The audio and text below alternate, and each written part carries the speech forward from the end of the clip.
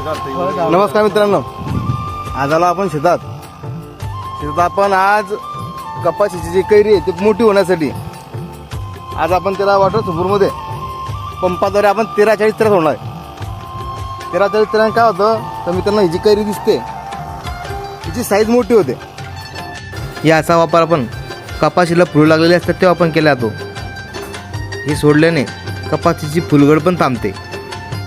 याचा एक फायदा आहे असा, यात फॉस्फरस ॲसिड असल्याने जेव्हा आपण ड्रीपद्वारे सोडतो तेव्हा ड्रीपमधील घाण पण हे साफ करते. तर मित्रांनो, हे जर ड्रीपद्वारे सोडायचे असल्यास याला किती वापरावे तर मित्रांनो, ड्रीपद्वारे जर सोडायचे असल्यास एकरी 3 किलो सोडल्या जाते.